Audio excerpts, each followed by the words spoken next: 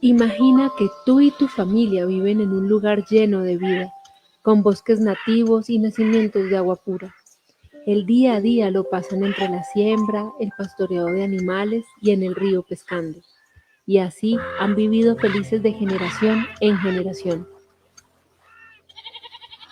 Ahora, imagina que un día llegan unas personas que se presentan como expertos de una empresa y del gobierno a informarles que en su territorio implementarán un proyecto de aprovechamiento de recursos muy importantes para el desarrollo y la economía de la región. Les insisten que esto traerá empleo, educación, hospitales y sobre todo mucho dinero.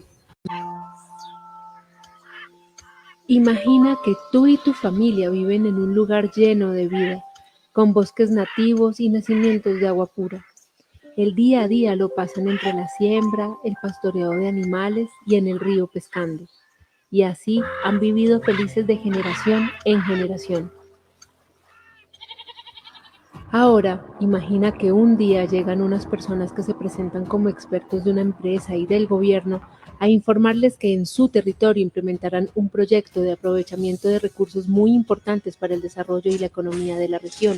Les insisten que esto traerá empleo, educación, hospitales y sobre todo mucho dinero. A ustedes les da desconfianza que ellos vean la naturaleza como un simple recurso que debe ser explotado.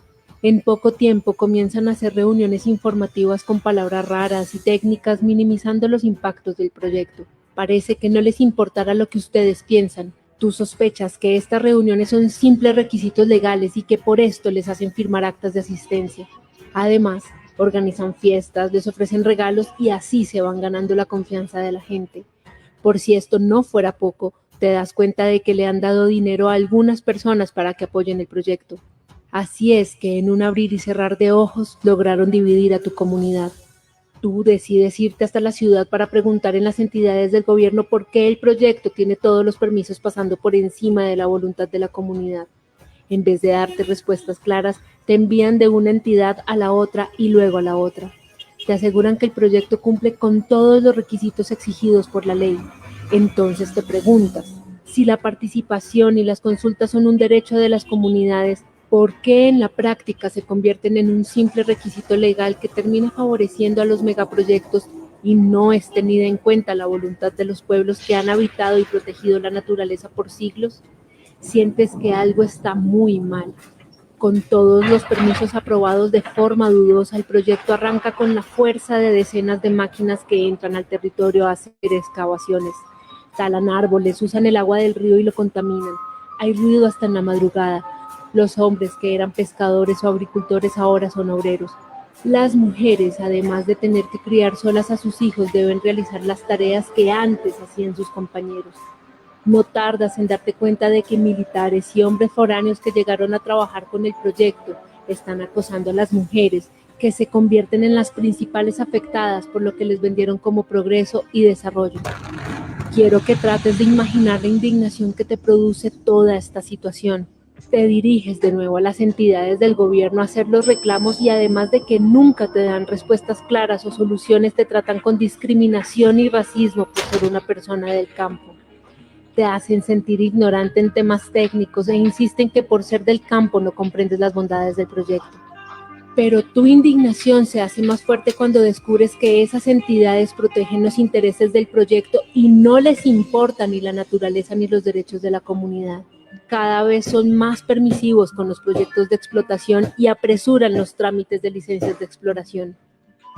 Ahora imagina que un mal día, a causa de las operaciones del proyecto, ocurre un desastre que contamina el agua del río, matando miles de peces y otros animales. Desde ese día ya no pueden pescar y tienen que ir a los supermercados a comprar alimentos. La policía desaloja a la fuerza a las familias que se niegan a entregar sus tierras para el proyecto. Los niños y las niñas se están enfermando. Descubres que no hay normas vigentes que obliguen a este tipo de proyectos a hacer estudios del impacto que tendrán en la salud humana y que por tanto no puedes responsabilizarlos por las enfermedades ocasionadas por la contaminación. Incluso hay funcionarios que les dicen que ustedes son unos cochinos y que por eso se enferman. No te queda otra opción que convocar una manifestación para exigir respeto por el territorio y por los derechos de la comunidad. Muchas personas se suman a la movilización para apoyar tu causa, pero el ejército y la policía reprimen la protesta de manera violenta, dejando un doloroso escenario con personas muertas, heridas y judicializadas por terrorismo. Un día sales en la televisión y la prensa como terrorista y te señalan de estar en contra del desarrollo. La estigmatización crece a tu alrededor. Ahora vives con miedo por tu vida y la de tu familia. Imagina que una noche, una terrible noche, desconocidos irrumpen en la comunidad, entran a la casa de un líder social que defiende como tú el territorio y lo asesinan junto a toda su familia. En ese momento sientes que tu mundo se ha derrumbado. Cuando quieres denunciar, el sistema judicial y personas del gobierno te señalan de terrorista una y otra vez. Nadie te responde. Pero tú no vas a dejar de luchar por ese territorio hermoso en el que naciste, lejos de la ciudad, un lugar lleno de vida, con bosques nativos y nacimientos de agua pura. El día a día lo pasaban entre la siembra, el pastoreo de animales y en el río pescando. Esta es la realidad de miles de pueblos indígenas, afro y campesinos de América Latina que enfrentan a diario el impacto de proyectos extractivos, agroindustriales o energéticos apoyados o incluso implementados por los diferentes gobiernos de turno sin importar su ideología política. ¿Y tú, conoces alguna comunidad en donde esto esté ocurriendo? Es como una receta, un manual para la implementación de megaproyectos a través de diferentes formas de abusos de poder, a través de las normas legales, a través de los discursos, a través de la omisión institucional, a través de la fuerza física y a través de la negación de la participación y las consultas. Pero cada día son más las comunidades, organizaciones y personas en toda América Latina y el mundo que defienden sus territorios de los megaproyectos, recuperando las prácticas ancestrales del buen vivir.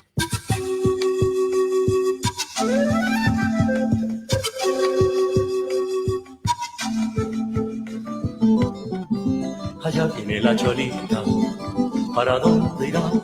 Con su carita morada y su faldita quemada. Allá viene la cholita, ¿de dónde vendrá? Cargando sobre su espalda, cargando sobre su espalda.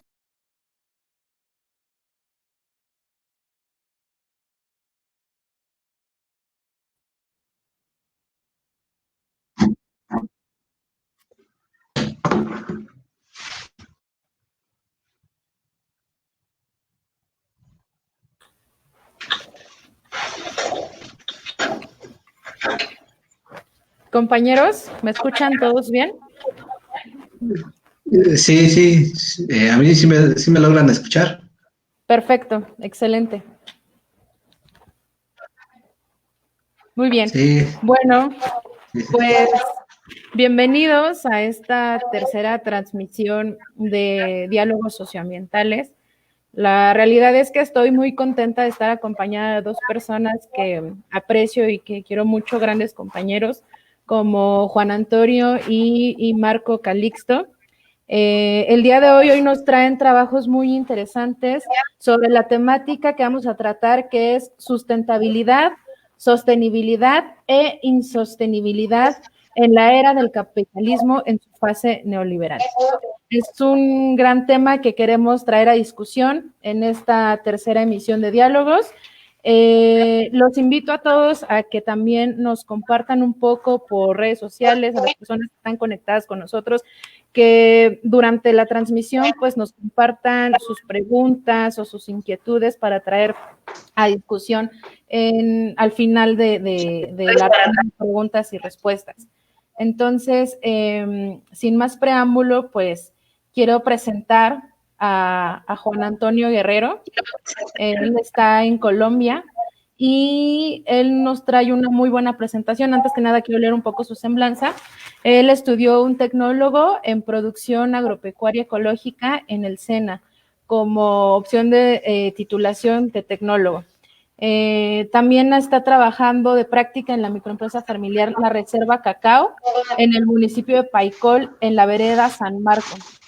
Y bueno, actualmente Juan Antonio ha manejado procesos sociales y de huerta por medio de un taller comunitario titulado Tejiendo Territorios, un taller que ha estado aplicando en distintas zonas de su país y lo trabaja específicamente con lombrices colmenares. Entonces, bajo este panorama, pues yo le voy a dar la palabra a Juan Antonio para que nos dé su presentación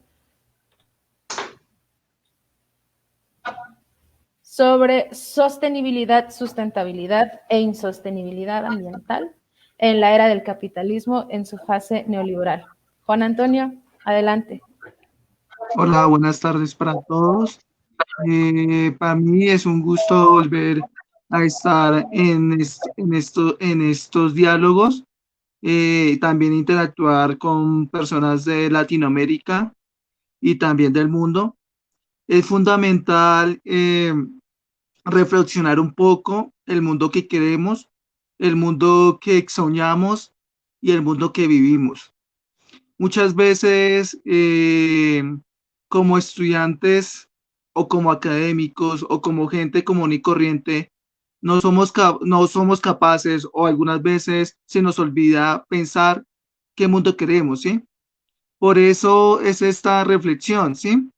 Es una mirada crítica a dos términos, que la sostenibilidad, la sustentabilidad, y cómo estos conceptos muchas veces son planteados por instituciones internacionales y también son como pañitos de agua tibia o caliente, ¿sí? Para medio curar las cosas de una realidad que no se arregla colocando paneles solares. Sí, es relevante los paneles solares, pero no es toda la solución total. Tampoco los molinos de viento tampoco es una solución real. Tenemos que buscar una solución adecuada, ¿sí? Pasar de los sistemas fósiles o de andar en este mundo caótico a un mundo mejor, ¿sí? ¿Puedes continuar, por favor? Bueno, este concepto es desde mi perspectiva. Yo digo que la naturaleza es un ser viviente, complejo y estructural.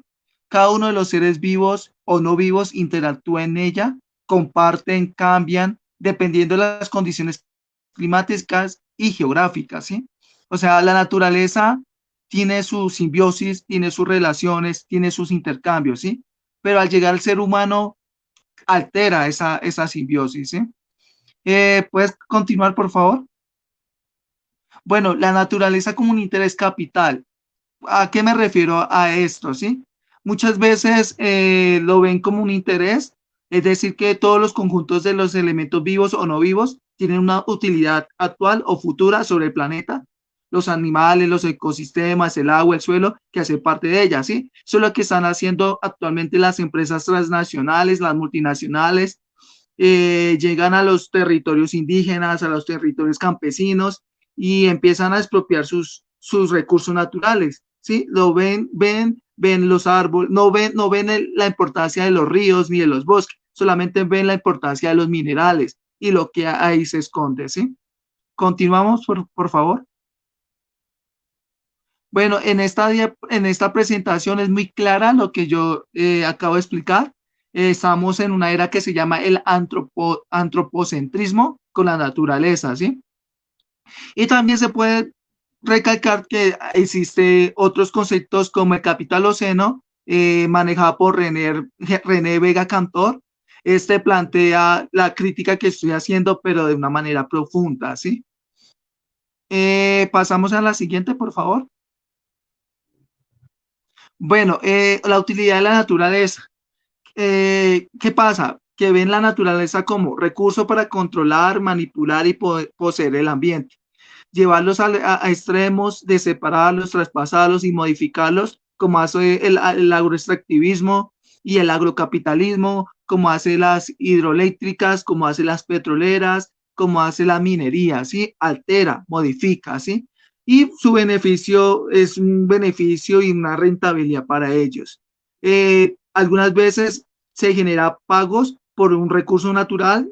Claro ejemplo, en Costa Rica ahí están los llamados bonos de carbono o bonos de oxígeno, ¿sí? También hay una funcionalidad de utilidad que se genera con la naturaleza, es para crear bienestar a costa de qué, o sea, esa es la pregunta, a costa de qué queremos generar bienestar, pasando por encima de especies vivas o de ecosistemas. El negocio hago una crítica al negocio de la conservación, es una forma de utilidad mercantil que beneficia a unos pocos que se lucran de forma privada, despojando a las poblaciones para construir sus hoteles ecológicos, ¿sí? Más adelante explicaré eso. ¿Podemos pasar a la siguiente? Bueno, las características del capitalismo. El capitalismo genera mercados para bienes, servicios y comercialización de sus productos. La mayoría vienen desde la periferia para abastecer el centro o las ciudades donde se concentra el capital. Se genera una nueva estructura manejada por comerciantes, banqueros, reguladores del comercio y de la mercancía. Se genera una mano de obra asalariada con población vulnerable que muchas veces vienen del sector rural. Eso lo vimos desde el principio de los 40, 50 hasta máximo los 70, que la población campesina les tocó irse del campo para buscar una mejor calidad de vida, pero la mayoría llegaron a ser pagados o remunerados de manera no adecuada, es decir, a ser parte de los focos de pobreza o los focos de vulnerabilidad dentro de las ciudades, ¿sí? Hay una expansión financiera de unas entidades o empresas privadas internacionales, nacionales internacionales, ¿sí? Es decir, que ellas con esta precarización, con esta sobreexplotación, ellas se expanden financieramente y fortalecen sus empresas a costa de la gente. Los países empiezan a ser manejados por gobiernos constituidos por élite de empresarios que comercializan los recursos naturales, las ganancias son para ellos y fortalecer sus bienes privados. Es decir, pasamos de un estado de bienestar a un estado capitalista, un estado neoliberal o liberal, ¿sí? Digámoslo así, en el cual se empieza a privatizar las empresas nacionales para brindarse a las internacionales. ¿Puedes continuar, por favor? Bueno, intereses del capitalismo en la naturaleza. Ahí vemos cómo hay un monito encerrado en una jaula. También vemos a Manuel Elkin Patarroyo. Este es un científico colombiano que probó con simio la vacuna de la malaria, ¿sí? Abajo vemos un árbol que es de la India, súper bonito, y al otro lado vemos una rana que es de Ecuador. Y esto es eso, ¿sí? Como las especies naturales, tanto animales como de plantas o anfibios o microorganismos, el hombre le da una utilidad para ellos enriquecerse, ¿sí? Bueno, el capitalismo genera una economía ambiental en donde se mercantilizan los recursos naturales al libre mercado, colocando precio y valor a ecosistemas, a especies de flora, fauna. Con ello se trafican, comercializan y se genera investigaciones científicas para generar medicamentos. Aprovecha la buena fe de las comunidades, es decir, que muchas veces estas empresas farmacéuticas o empresas que se dedican a la salud llegan a las comunidades vendiéndole un proyecto y con la idea de que ese proyecto va a mejorar su calidad de vida, pero lo que vemos es que van a hacer una apropiación tanto cultural y también apropiación de sus recursos naturales y también de sus saberes, ¿sí? De las plantas, semillas, experimentar con animales. Los resultados son vendidos como mercancía o productos médicos que son patentados en los países del norte. Claro ejemplo, vemos como la rana y el árbol de abajo se fueron apropiados para fines de medicamentos y también para probar en especies también de animales. ¿Puedes continuar, por favor? Bueno, intereses del capitalismo en la naturaleza genera una falsa idea de desarrollo económico en las comunidades. Como vemos en las imágenes, hay varios centros turísticos, la mayoría son de Latinoamérica, como empresas hoteleras o como grandes empresarios llegan a estas zonas y imponen sus grandes estructuras diciendo, somos hoteles verdes, somos ecoteles, somos los hoteles que puede usted interactuar con las comunidades. pero es una carreta, una carreta del parte del capitalismo y de los grandes empresarios. Se vende esta falsa idea de desarrollo generada por el capitalismo, en donde las comunidades, para avanzar al desarrollo, tienen que salirse de su estado salvaje para entrar al progreso.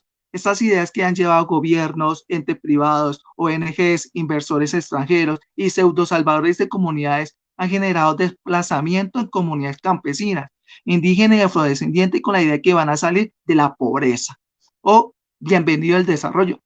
Con esto acaparan a las comunidades y les venden como estrategia única la construcción de ecoteles, etnoteles y centros turísticos. Cuando dejan de ser útiles, son desplazados, expulsados de sus tierras. Es decir, expropiación de sus tierras y su capital cultural se queda en los hoteles. Es decir, cuando ya no sirve, chao, chaolín, te digo, así le dicen a las comunidades.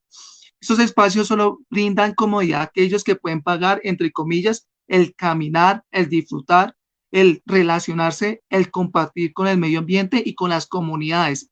Estas estrategias capitalistas afectan la cultura y la relación de las comunidades con el medio ambiente, provocan ruptura y a su vez genera un intercambio cultural desigual. Es decir, llegan y la comunidad muchas veces no pueden participar de estos grandes hoteles porque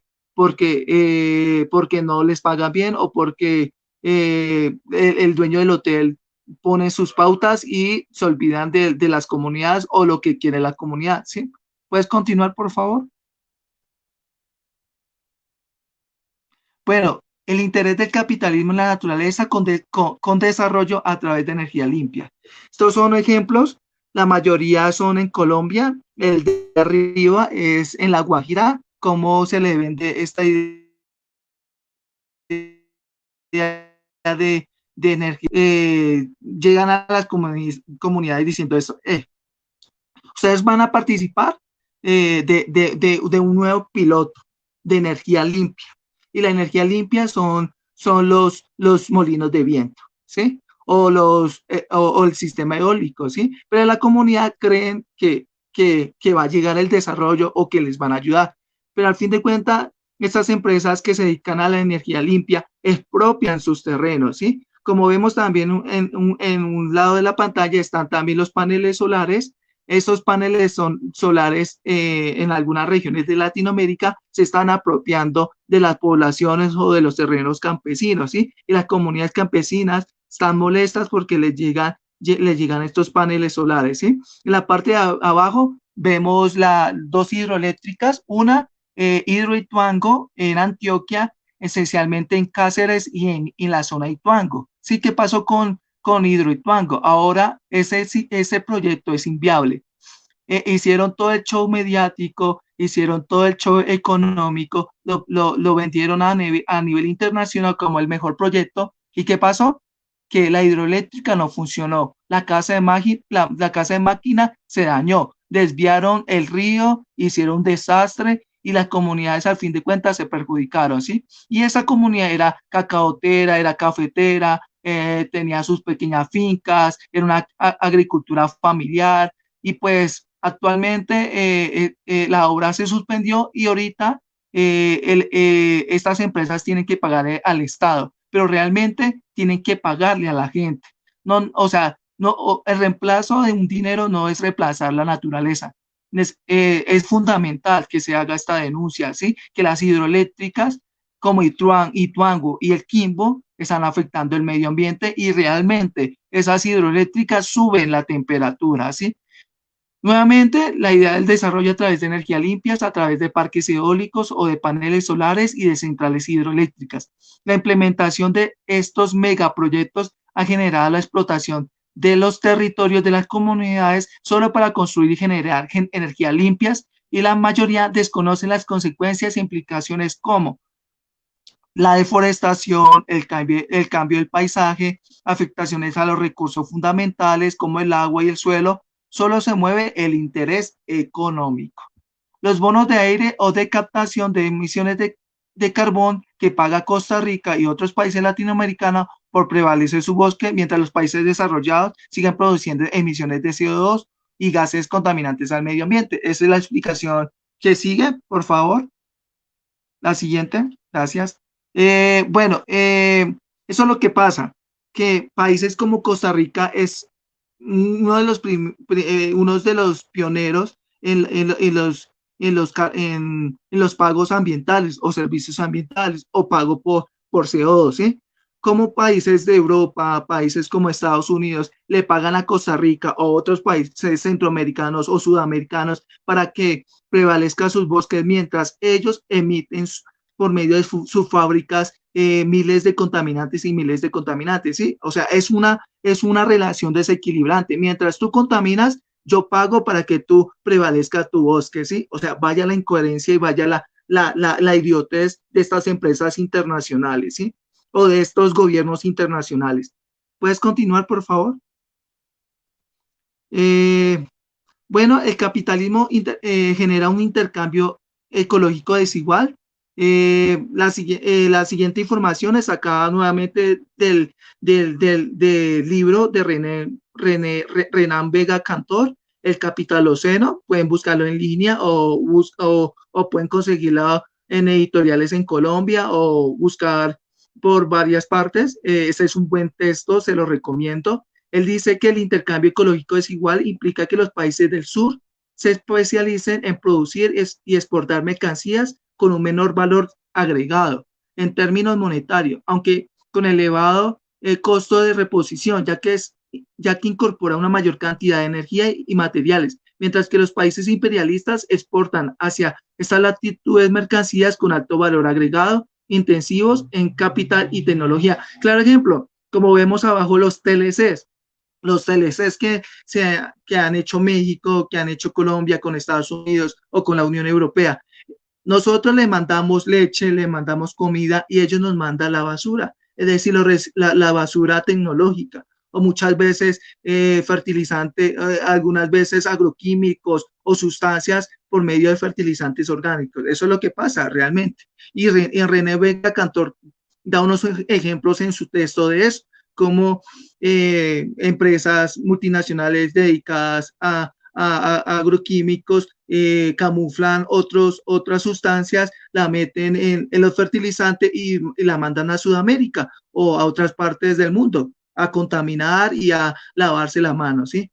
Podemos mencionar cómo los tratados de libre comercio se convierten en un generador de un intercambio desigual.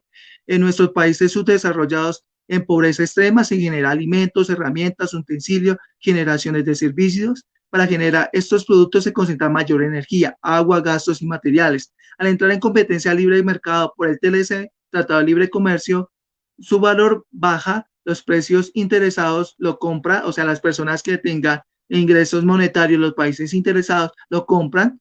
Aquellos países que negocian también venden sus productos, en algunos casos tecnología, en desuso o desechos tóxicos, ¿sí? ¿Podemos continuar, por favor? Bueno, el capitalismo en la fase neoliberal, el cooperativismo internacional. Vaya, acá vemos unas empresas internacionales o multinacionales, al otro lado también vemos otras empresas. Podemos mencionar que el neoliberalismo dio la puerta a la privatización de empresas nacionales con el fin de ser adquiridas por corporaciones internacionales. Con el libre mercado, las grandes corporaciones han extendido su poder a países donde no hay leyes ni normas para ser demandadas. De esta manera toman recursos naturales y contaminan a su gusto sin limitación. De este modo, su dinero aumenta cada vez más rápido. ¿Esto qué quiere decir? Que los países sudamericanos, centroamericanos, tienen unas legislaciones, algunas veces son atropelladas porque hay unos políticos que tienen intereses con las multinacionales y tumban legislaciones ambientales, tumban legislaciones económicas, tumban legislaciones políticas, tumban legislaciones para para permitir la entrada de multinacionales a su territorio, ¿sí? Eso es una crítica, ¿sí? Decirle a nuestros gobiernos actuales de Sudamérica, venga, ¿para qué usted hace leyes? ¿Para qué usted hace tanta cosa sabiendo que usted más adelante la va a tumbar y va a permitir la entrada de empresas privadas? Por eso tenemos que presionar la ciudadanía y los sectores sociales para que nuestros estados o gobiernos en sí, gobiernos, respeten la legislación, ¿sí? Y que no nos llegue semilla transgénica, que no nos lleguen empresas que sobreexplotan a la gente. Debemos de denunciar eso y tenemos que organizar a las poblaciones, tanto rurales y urbanas, para que sean un choque y sean un contrapeso contra estas grandes corporaciones de alimentos y también automotriz y de otros procesos agroindustriales, ¿sí? ¿Puedes continuar, por favor? ¿Puedes continuar? Bueno, la teoría del goteo, esta es igual sacada de René Vega Cantor. Vemos en las imágenes cómo el dinero muchas veces, o el poder es mostrado bajo el esquema de solo hombres que no lo pintan como los emprendedores, como los empresarios, que así de la nada se volvieron millonarios, que así de la nada consiguieron su fortuna, ¿sí? No estoy siendo resentido y toda esta cuestión, ¿sí? Chévere que la gente pueda tener sus recursos, que puedan acceder a un plato de comida y toda esta cuestión, pero la mayoría de estas personas han usado tácticas deshumadas o tácticas de competencia injusta, ¿sí? Y a eso me refiero a la teoría del goteo. Considera necesario concentrar aún más la riqueza en manos de las grandes capitalistas para que inviertan en la producción y el sacrificio de los pobres. Luego serán recompensados con la redistribución de la riqueza, que fluiría desde las clases dominantes hacia abajo. Realmente esa teoría es absurda, es tonta, realmente esa teoría no es cabal a nuestra época. Vemos como los multimillonarios aumentan sus fortunas cada rato. En tiempo de pandemia, los multimillonarios, esencialmente los dedicados a la telefonía móvil, aumentaron sus precios porque le cobraron de forma exorbitante a la gente. Igual las empresas dedicadas a gas o dedicadas a los servicios primarios aumentaron sus precios y también aumentaron su fortuna. Y como vemos, el pobre pagando las supuestas las supuestas caridad de estos magnates y empresarios, ¿sí? Y claro ejemplo, Bill Gates es un hombre que ahorita se está metiendo con el negocio de la farmacéutica y este señor no le bastó con Microsoft para ahorita meterse con el negocio de la farmacéutica, ¿sí? Como estos tipos van buscando negocios para enriquecerse más, ¿sí? ¿Podemos continuar, por favor? Acá vemos algunas supuestas corporaciones ambientales, la ONU, la FAO, la World Health Organization, es decir, la Organización de la Salud, el Banco Mundial, el Banco Interamericano, la PUBNA, la WWF, Greenpeace, World Natural Organization. Supuestamente son organizaciones que protegen el medio ambiente, pero carreta, ¿sí? O sea, dicen a bombos y platillos que son organizaciones que ayudan a los países, ¿sí? Pero lo que vemos atrás es que hay unos negocios, o como dirían, unos business de estas organizaciones con petroleras, con hidroeléctricas y con empresas agroindustriales o ganaderas, ¿sí? Vaya, ¿puedes continuar, por favor? Bueno, acá podemos ver algunas conferencias y cumbres. La primera fue realizada en 1949. Eso fue una conferencia científica para ver el desarrollo económico y social. En 1958 se preocupó y se tocó un tema que se llama el medio ambiente humano. Planteó un plan nacional e internacional para limitar y, de ser posible, eliminar la deterioración del medio humano y con objeto de proteger y mejorar el ambiente natural en interés del hombre, ¿sí? Es decir, hay el hombre, siempre el hombre es el importante, el hombre es el relevante, ¿sí? Nunca mencionan la naturaleza, ¿sí? En 1972 se realiza en el cual se identificó y se controló o se vio los contaminantes a nivel internacional. Se habló primera vez de cambio climático y evaluó la posibilidad de magnitud de la repercusión del clima, ¿sí? O sea, empezaron con sus pañitos húmedos desde 1972, ¿sí? Y se crea el Programa de las Naciones Unidas para el Medio Ambiente. Es decir, la organización que pasé, que estaba en la anterior diapositiva, se creó en esta época, ¿sí? ¿Puedes continuar, por favor?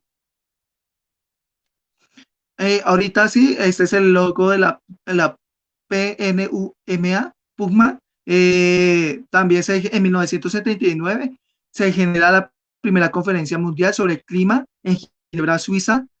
PUGMA hace seguimiento y evaluación del transporte a larga distancia de contaminación atmosférica, es decir, los transportes aéreos, marítimos, el metro, toda esta cuestión, ¿sí? En 1980, el Consejo de Administración de PUGMA da su preocupación por la destrucción de la capa de ozono y recomendó medidas para limitar la producción y el uso de clorofluorocarbonados, tanto F11 como F12. En 1985 llega el Convenio de Viena para protección de la capa de ozono y la finalización del protocolo de la Convención sobre la contaminación atmosférica, ¿sí? Vemos cómo estas organizaciones años tras años pactan, otros países nos acatan, toda esta cuestión. ¿Puedes continuar, por favor? Esta es la cumbre más relevante, que es la cumbre de Río de Janeiro. Cita textualmente del informe de conferencia de las Naciones Unidas sobre el medio ambiente y el desarrollo. La economía internacional debería ofrecer un clima internacional propicio para lograr los objetivos en la esfera del medio ambiente y el desarrollo en las formas siguientes. A. Fomentando el desarrollo sostenible mediante la liberalización del comercio. B. Logrando que el comercio y el medio ambiente se apoyen mutuamente.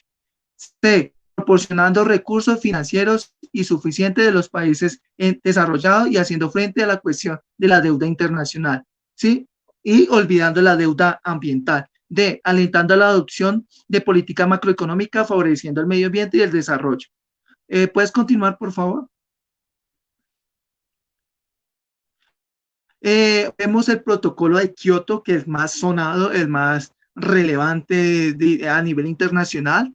Este protocolo se inició en 1997, pero empieza a ejecutarse en el 2005, en el cual se reunieron 141 naciones y a 166 naciones firmaron este protocolo y año tras año o cada 10 años van renovándose ese protocolo, ¿sí? También se vio o se tocó los gases de efecto invernaderos como los dióxidos de carbono, el gas metano, el óxido nitroso, los hidrofluorocarbonos, los perfluorocarbonos, los hexafluoruro de azufre. Es decir, que estos gases son perjudiciales y han afectado la capa de ozono, pero la mayoría son generados por medio de industrias tanto internacionales como nacionales, ¿sí? Este acuerdo y protocolo de Kioto proponía a los países industrializados y en desarrollo a disminuir sus efectos invernaderos, ¿sí? Pues se observó que el clima aumentó su temperatura.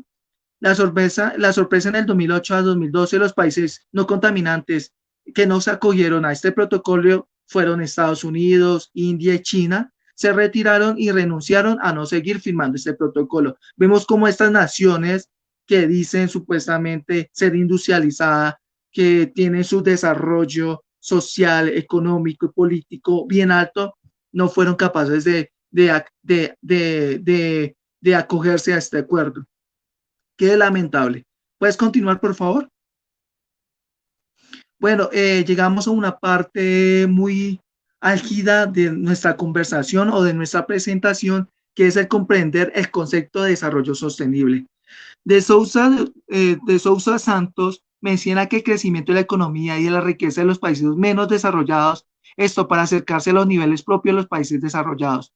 Tanto Arturo Escobar da relevancia al desarrollo desde el conocimiento que viene de Occidente, impone y ordena, dejando a un lado los conocimientos no occidentales, ejerciendo un papel teórico en solo temas economicistas y monetarios. Desde mi postura, la palabra desarrollo está bastante utilizada y se ha usado con el fin de avasallar, pisotear e imponer a los países que no encajan en esta idea de progreso. políticas económicas, sociales y ambientales que favorezcan y permiten la continuidad del saqueo, de la expoliación y explotación de su territorio y de su gente, sin que pueda tener una crítica a esta nueva forma de despojo. Qué lamentable, ¿sí? Como países como Canadá dice ser de desarrollo sostenible o sustentable, ¿sí? Desarrollo sostenible porque en algunas de sus empresas es sostenible, es decir, que hacen medio soluciones. Y el país de Canadá es sustentable porque ellos dicen que primero son sus recursos naturales, pero llegan a países latinoamericanos a hacer megaminería, ¿sí? A hacer megaminería. Tenemos que rechazar eso. ¿Podemos continuar, por favor? Vemos ahorita el concepto ya en sí de desarrollo sostenible. Está en manos de la humanidad asegurar que el desarrollo sea sostenible, es decir, asegurar que satisfaga la necesidad del presente sin comprender las capacidades de las futuras generaciones para satisfacer las propias. O sea, eso parece un trabalengua y realmente no se le entiende nada a ese concepto de desarrollo sostenible.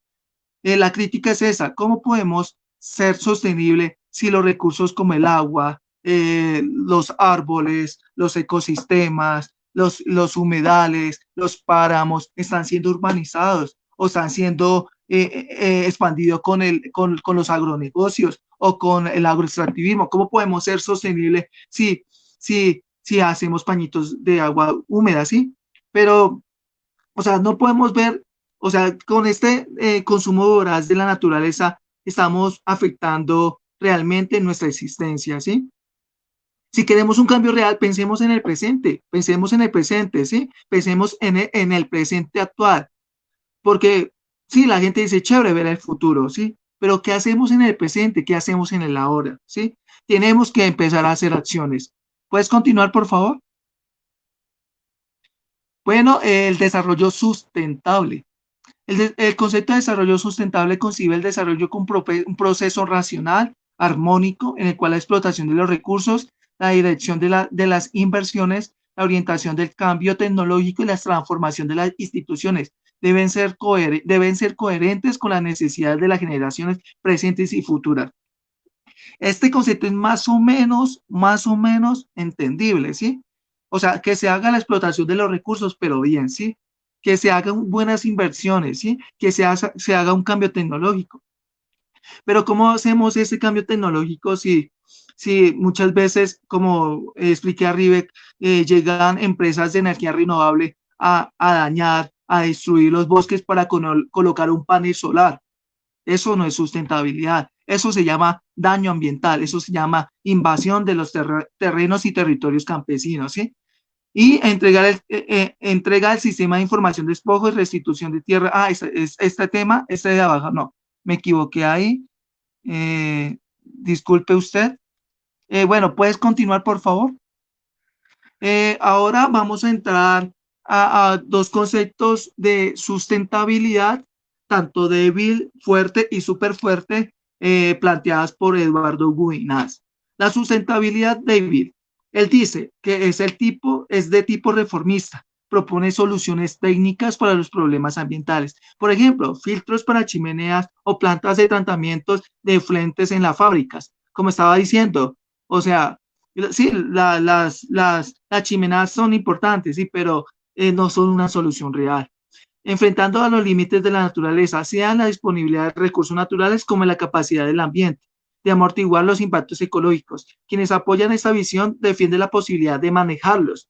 ¿Cómo puedes manejar la echada de humo de una fábrica? ¿Cómo puedes calcular o cómo puedes saber el impacto real? ¿Sí? Tienes que consultárselo a la gente. La gente es la que se va a enfermar con esos gases y con esa contaminación que sueltan esas empresas, ¿sí? Y si realmente esas chimeneas favorecen o disminuyen la contaminación. Hacen uso intensivo de la valoración económica para poder introducir las cuestiones ambientales dentro de los análisis económico, claro, es para el desarrollo de la humanidad, supuestamente. ¿Puedes continuar? Por favor, por favor. Gracias. Sustentabilidad fuerte. Reconoce la importancia de las soluciones técnicas y de la valoración económica pero advierte que son necesarios otros componentes para lograr la sustentabilidad. En esta corriente, si bien se acepta la idea de capital natural, es decir, que la naturaleza puede ser explotada o utilizada tanto para energía de minería y para otros tipos de recursos o para turismo, para muchas cosas, ¿sí? Que la naturaleza sea un fin rentable y un fin económico. Y también supuestamente se toma una conciencia de que es impredecible asegurar que al menos una parte sea preservada. Es decir, caguémosla, pero preservemos un parche, ¿sí? Este reconocimiento se debe a que es posible asegurar una sustitución perfecta, dice perfecta, entre el capital natural y otra forma de capital de origen urbano. Esa parte no es real, ¿sí? Naturaleza no es compatible con el desarrollo de nosotros los seres humanos y lo estamos viendo porque están acá en Bogotá, se están ahorita con la nueva alcaldía se está haciendo un medio cambio, pero el anterior alcalde empezó a urbanizar los humedales, ¿sí?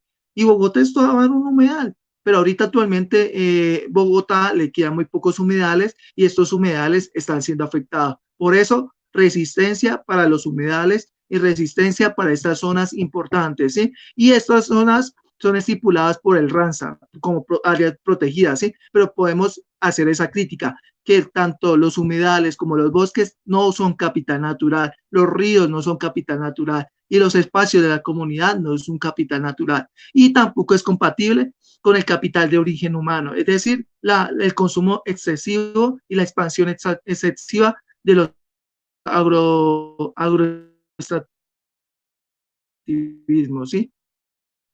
¿Puedes continuar, por favor? Bueno, la última sustentabilidad, la superfuerte, apuesta a cambios todavía mayores. Esta posición defiende una valoración plural de la naturaleza y por lo tanto el capital natural representa solo un tipo de valoración, pero no otros. Las valoraciones en realidad son múltiples. Siguiendo esta precisión se utiliza el concepto de patrimonio natural, ya que sea compatible con una valoración en múltiples dimensiones. Pero, además, defiende una perspectiva biocéntrica, reconoce los valores intrínsecos de la naturaleza, mientras que las otras dos posturas coexisten con la perspectiva antropocéntrica, ¿sí? Esta parte de patrimonio natural, es decir, que esté intacto, ¿sí? Que esté en armonía, ¿sí? Pero realmente muchas veces se utiliza como para turismo, ¿sí? Turismo sustentable, turismo verde, como turismo armonioso, esta cuestión, sí, pero estos lugares no pueden ser para turismo, no pueden ser, porque muchas veces empresas de ecoturísticas o de rafting o de estos proyectos llegan a la zona, ¿sí? Y no saben el impacto real, no saben no sabe la capacidad que puede resistir esta área, no sabe si se genera degradación en los suelos, si sus turistas botan la basura o si sus turistas pisotean una área débil, ¿sí? Tenemos que tener en cuenta en esta sustentabilidad verde, en esta sustentabilidad súper fuerte, ¿sí? Por eso tenemos que hacerle una crítica a esas tres sustentabilidades. Y por último, ¿puedes continuar, por favor? Entro a una hipótesis que se llama del caos, que es planteada por Manuel Guzmán Genese, extraído del texto La generación del cambio climático, una aproximación desde el enfoque del caos. Él plantea que esta hipótesis se limita a señalar la existencia de este ciclo y a sugerir lo que la generación del cambio climático puede hacer durante este periodo de caos, a fin de preparar el terreno que habrá de transitar las generaciones que le sucedan por el nuevo escenario del mundo, que podrá ser o bien un periodo de orden o un tercer ciclo de caos, ¿sí? Bueno, él dice en el gráfico que tiene al lado izquierdo, podemos ver cómo él plantea esta hipótesis de caos en donde hay una línea sistémica de ciclo de orden y caos, cómo en varias medio soluciona las cosas, como la primera revolución industrial, él la llama como el apogeo del capitalismo, ¿sí? Y de las ciencias positivas. Ese es el primer periodo, 1900, 1920 a 1970, ¿sí? El segundo periodo que él plantea es 1970 al 2020, en el cual estamos saliendo nosotros. Él la llama el de la ceguera cognitiva de la humanidad. La llama así porque el hombre piensa mirar que su avance tecnológico provoca cambio climático, ¿sí? Que este es ratificado por científicos. Ellos hacen entender la problemática del aumento del planeta y sus afectaciones, pero los gobiernos internacionales, europeos, estadounidenses y de otras partes del mundo no quieren ver eso, no quieren entender que su daño ambiental, que sus empresas multinacionales, transnacionales, están afectando los ecosistemas, que están aumentando la capacidad que tiene la Tierra, ¿sí? Y necesitamos actualmente mirar esto como una crítica y también generar aportes para el cambio. Él habla de un segundo periodo de caos que es desde el 2020 a 2090. Se insinúa como una época regresiva del progreso, ya que la civilización afrontará la pérdida de muchas especies vivas y el deterioro irreversible de numerosos ecosistemas sustentadores de la vida. A esta generación, a las que estén desde el 2020 al 2090, él la llama la civilización o la humanidad del cambio climático, ¿sí? Con esto termino. Gracias. Quiero hacer una última opinión, que para hacer cambios reales necesitamos hacer proyectos reales. Es decir, podemos motivar a que la insostenibilidad actual sea cambiada a partir de proyectos tanto sociales, ambientales y culturales. Señores, aprovechemos la cuarentena, aprovechemos estos espacios para poder generar huertas urbanas, procesos comunitarios, tejidos comunitarios, motivar que las comunidades resalten su valor cultural, su valor ambiental, que las comunidades luchen por sus territorios, ¿sí? Que sus comunidades que tengan bosque, un páramo o un humedal sean resistentes, resistan a los avances depredadores de esta insostenibilidad, ¿sí? Y que seamos críticos a esta visión de sustentabilidad, sostenibilidad, tanto de la débil, la superfuerte, como de la fuerte, ¿sí? Esta es mi reflexión y pues quedo atento a cualquier opinión, a cualquier duda, o cualquier reflexión, o cualquier intercambio de información. Gracias, feliz tarde para todos.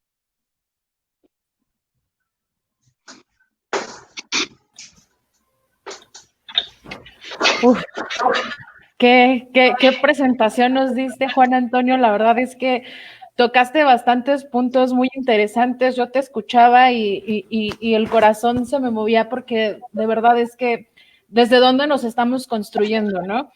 Me parece muy importante toda esta cuestión de esta fuerte crítica hacia el capital, hacia las corporaciones, hacia las organizaciones que están vinculadas también, ¿no? Cómo se han ido construyendo a través de las generaciones estos intereses por el cuidado ambiental, ¿no? Y que de pronto se convierte en toda esta cuestión del capitalismo verde. Me parece muy importante, yo rescato muchísimas cosas, es un tema que a mí me llena mucho y me encanta y me apasiona, y agregaría esta parte de que no podemos entender el capitalismo si no fuera desde esta idea también de progreso, ¿no? Comprender que la idea de progreso y de desarrollo siempre estuvieron como muy metidas, muy vinculadas para que este modo de producción dominante realmente creciera, ¿no? Y que además está articulado porque hay cuestiones políticas, cuestiones científicas, cuestiones económicas que tienen un gran impacto en la sociedad, ¿no? Que el capitalismo se construye desde una cuestión patriarcal, eso siempre lo hemos sabido, pero también todo esto viene acompañado de violencia y de despojo. Y las comunidades campesinas, comunidades indígenas son las que han sido, de algún modo, las que han recibido estos impactos del capital en distintas formas, ¿no? Generando, y agregaría yo también esta parte, ecocidios, epistemicidios, etnocidios.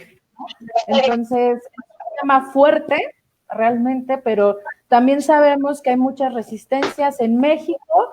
En México, pues, estamos llenos de estos megaproyectos, ¿no? De impacto socioambiental.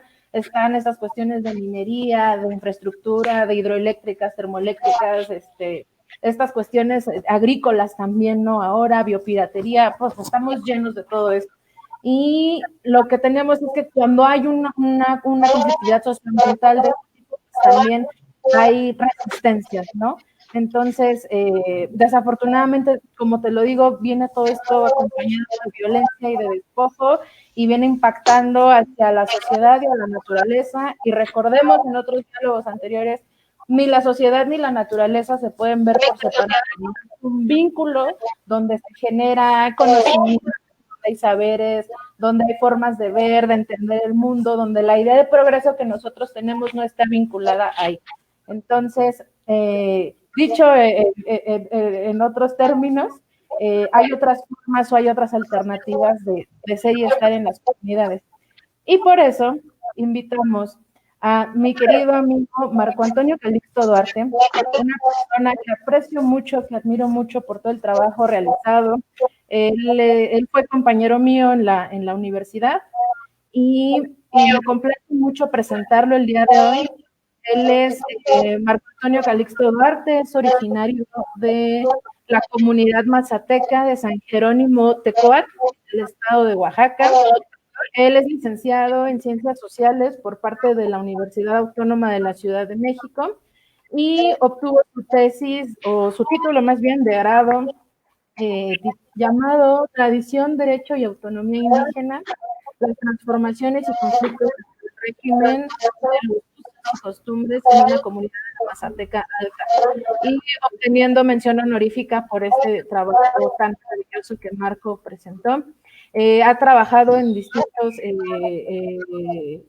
investigaciones, por ejemplo, estuvo en el Seminario Permanente de Socioantropología de la Universidad Autónoma de la Ciudad de México.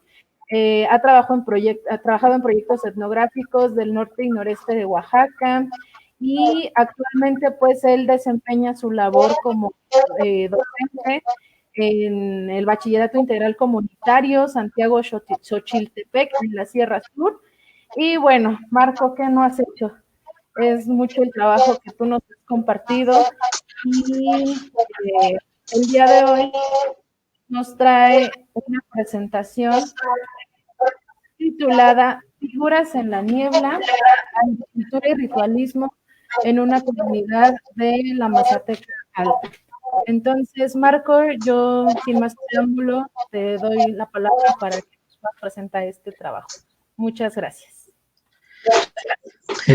Bueno, muy buenas tardes a todos, compañeros, colegas, público que nos está viendo.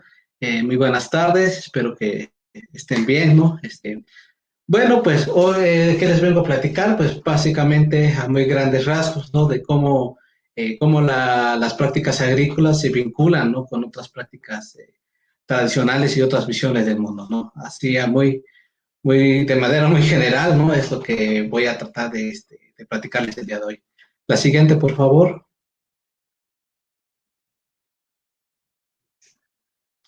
Bien, bueno, ¿cómo vamos a abordar este tema, ¿no? ¿Cómo vamos a platicar, ¿no? Acerca de este tema en particular, ¿no? Voy a dividirlo en dos momentos, ¿no? En dos partes, ¿no? En la primera, pues voy a hablarles así de manera muy genérica, ¿no? Cómo es el sistema Milpa, cómo se desarrolla, los problemas que tiene este sistema y las alternativas ante estas problemáticas, eso por un lado. Y por el otro, pues les quiero hablar de cómo es precisamente el trabajo en el campo, ¿no? El trabajo agrícola, cómo tiene una estrecha relación particularmente con la celebración del Día de Muertos, ¿no? La siguiente, por favor. Muy bien, antes de continuar, pues vamos a situarnos geográficamente, ¿no? Bueno, esta serie de actividades, de tradiciones y costumbres se desarrollan en lo que es la Sierra Mazateca, ¿no? El cual abarca, ¿no? Una gran parte de la cuenca del Papaloapan, ¿no? Bueno, se localiza en el sureste de México y abarca una gran parte de lo que es la cuenca del Papaloapan, una zona fluvial muy importante en nuestro país, ¿no? Ya que, pues, el clima procede de lo que es el Golfo de México, ¿no? Eso por un lado, y bueno, también cuenta con eslabones y cadenas montañosas que pertenecen a la Sierra Madre Oriental, por lo tanto es una zona muy montañosa, una zona muy boscosa, ¿no? Y bueno, es una región ética, pues que con una naturaleza abundante, ¿no? La siguiente, por favor. Bien, bueno, ya centrándonos, ya concretándonos ya en el noreste del estado de Oaxaca, ¿no? La zona mazateca se divide en dos subregiones, o mejor dicho, en dos microrregiones, ¿no? Que es la Mazateca Alta, que comprende pues la parte alta de la sierra, ¿no? Con muchas cadenas montañosas, al igual que vientos que proceden del Golfo de México y bueno, con un clima templado y frío, ¿no? Y la Mazateca Baja, que prácticamente colinda lo que es con la presa Miguel Alemán, y además pues tiene un clima mucho más caluroso y tropical, ¿no? Básicamente esas son las dos subregiones en las cual se divide la Sierra Mazateca en Oaxaca, ¿no? La siguiente, por favor. Y bueno, centrándonos un poquito más, ¿no? Voy a hablarles voy a platicarles, ¿no? Muy a grandes rasgos, ¿no? Cómo estas actividades, ¿no? Se llevan, dentro de mi comunidad. Mi comunidad de origen se llama San Jerónimo Tecualco, Oaxaca. Se localiza dentro del noreste de Oaxaca, dentro de la Mazateca Alta. Y bueno, pues como y bueno, se está a unas 4 o 5 horas de la capital del estado, que es Oaxaca de Juárez. Y bueno, como podemos deducir, pues la lengua que se habla en nuestra comunidad, pues es el mazateco, ¿no? La siguiente, por favor. Bien, bueno, ya vamos a aterrizar a lo que pues, realmente nos importa, ¿no? Vamos a entrar al grano, ¿no? Voy a hablarles acerca del sistema Milpa, ¿no? ¿En qué consiste ese sistema o cómo se lleva a cabo? Bueno, la montaña, ¿no? Que es un elemento material, natural, que está ahí en la naturaleza, es un gran proveedor de madera, ¿no? La gente pues prácticamente va al monte, ¿no? Y lo que hace es cortar la leña, recolectar la leña para utilizarla para diferentes fines, para diferentes usos, ¿no? Pero al igual que es proveedor de madera, también es proveedor de otros cultivos como es el maíz, el frijol o el tepijilote, ¿no? Una planta endémica de nuestra región, ¿no? Bueno, y estas plantas se van recolectando o se van clasificando de acuerdo a las necesidades que el campesino o que el trabajador de la tierra vaya necesitando en ese momento, ¿no? Y de igual forma, pues, la pesca, ¿no? También en zonas donde están las cascadas o ríos, ¿no? También es una actividad muy común en las zonas, ¿no? Principalmente la trucha, ¿no? Que pues, bien cocinadita sabe delicioso, ¿no? Entonces, es una especie pues, muy común aquí en nuestra comunidad. La siguiente, por favor. Bien, bueno, el monte, ¿no? Como ya vimos, debido a sus cualidades, que es la altura y la humedad, pues es un lugar adecuado para la actividad agrícola, ¿no? ¿Y cómo voy a llevar a cabo esta actividad? A través de un proceso de domesticación, ¿no? ¿Y cómo voy a domesticar, no, ese elemento natural? ¿Cómo voy a domesticar? ¿Cómo me lo voy a apropiar para el trabajo agrícola? Pues a través de un proceso que es de tumba, roza y quema. ¿En qué consiste este proceso? Básicamente, a muy grandes rasgos, es tomar un monte, ¿no? Que sea apto para trabajar en la agricultura, ¿no? Tumbar una cantidad de árboles considerables, rozarlo, deshiervar toda la maleza que se encuentra y una vez que esta esté seca, pues se quema todo, ¿no? ¿Esto con qué fin, qué finalidad tiene esto?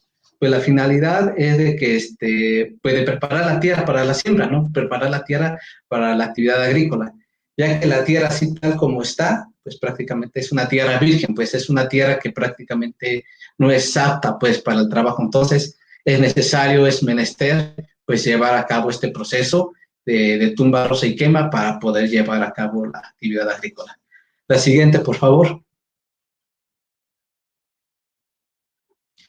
Bien, bueno, ¿cuál es el producto entonces, no? cuál es el producto derivado, ¿no? De todo este proceso, de todo este sistema que es el sistema Milpa, ¿no? Pues el producto básico y fundamental por excelencia, pues es el maíz, ¿no? El maíz que no solamente sirve como unidad de producción familiar, sino también como unidad de producción comunitaria, ya que sin este cultivo no solamente las familias, las personas de la comunidad, no solamente no se sostienen, no se alimentan, sino además no tienen las visiones y las prácticas culturales ligadas al cultivo del maíz, ¿no? Prácticamente estamos hablando ya de una relación ya mucho más directa, estrecha entre el cultivo del maíz y con las concepciones del mundo que va más adelante voy a platicarles, ¿no? La siguiente, por favor.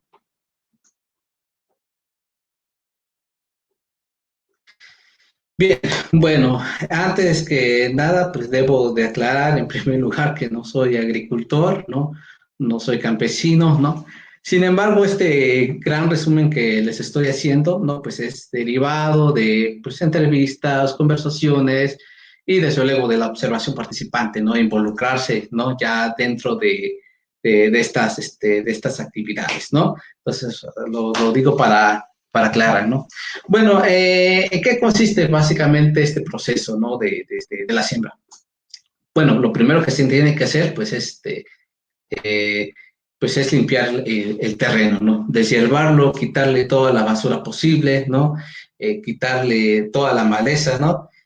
Una vez que se lleva a cabo este proceso, pues se prepara la tierra, ¿no? ¿Con qué finalidad? Pues se prepara la tierra, ¿no? Para que haya una mayor posibilidad de éxito en la cosecha, ¿no? Ya que la tierra así tal como está, de que se siembra se puede sembrar, el problema que no hay la producción que debería de darse. Entonces se prepara la tierra, se suaviza, se desborona así como si fuera galletita o como si fuera mazapán, ¿no? Se suaviza la tierra para que haya una mayor posibilidad de éxito, ¿no? Posteriormente hay un proceso de abonado, de abonado, se abona la tierra, y no es otra cosa más que depositar los nutrientes necesarios para que se pueda llevar a cabo la siembra, ¿no? Y una vez terminado este paso, pues se llega al momento ya directo de la siembra, ¿no? ¿Cómo se lleva a cabo este paso fundamental? ¿Cómo se lleva a cabo este paso importante, ¿no? Bueno, para empezar, como ya lo había mencionado, pues hay que situarnos sobre una loma, sobre una pendiente, ¿no? Que el campesino lo que hace, pues, es subirse, ¿no? A la punta de la loma, ¿no? Y una vez que estando ahí, pues tiene que sembrar de arriba hacia abajo, ¿no? No lo hace, no lo tiene que ser al revés, porque si lo hace al revés, de abajo hacia arriba, pues toda la tierra se le va a venir encima. Entonces tienen que empezar de arriba hacia abajo y ya depende de cada campesino cómo decide distribuirse de izquierda a derecha o de derecha a izquierda, ya depende del campesino, pero siempre de arriba hacia abajo. Empezar a distribuir la manera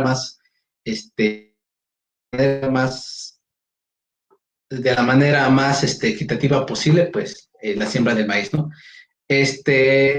Más o menos, digo, soy malo calculando, soy pésimo calculando, soy pésimo haciendo cálculos, pero estimo más o menos que la altura de la loma, ¿no? La altura del monte, no la inclinación, la altura de esa pendiente más o menos oscila entre los 10 y 12 metros de altura, más o menos, ¿no?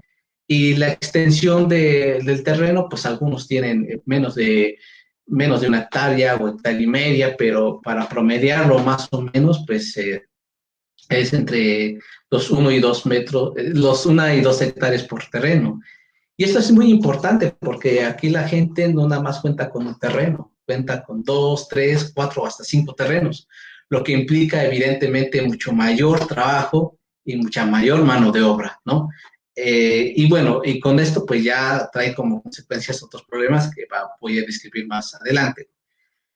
Una vez que se termina la siembra, ¿no? Pues hay un proceso muy largo y muy complejo de mantenimiento, que prácticamente es de vigilar, cuidar que la cosecha se dé de manera efectiva, ir a limpiar de la manera más constante posible, ¿no? Ir a deshiervarlo, cuidar de que no le caiga plagas, cuidar que no se lo coman los conejos o las tuzas, ¿no?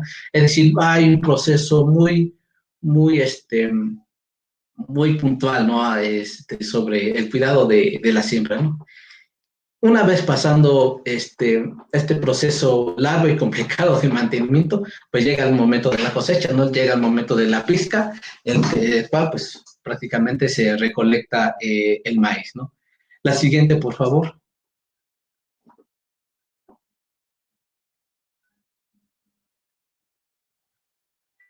Bien, como podemos ver en esta fotografía, prácticamente estamos viendo, bueno, cómo está la lomita, ¿no? Y cómo se va extendiendo la milpa. La siguiente, por favor.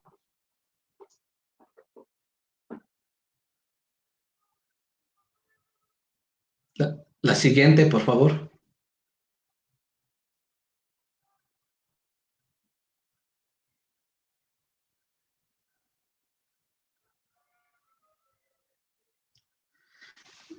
Bueno, entonces, bueno, como vimos en las fotografías anteriores, pues prácticamente la milpa se extiende a lo largo pues, de una pendiente del cerro, ¿no? Este sistema tiene sus problemas, tiene problemas muy particulares, ¿no?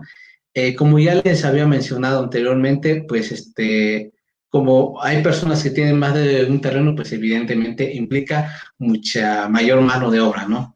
Eso implica que, pues, que haya muchas horas de esfuerzo, ¿no? Muchas horas de trabajo y esas horas de trabajo, esa fuerza que uno le mete al trabajo, no necesariamente retribuido o más bien esa retribución que el campesino obtiene no necesariamente es significativa, ¿no?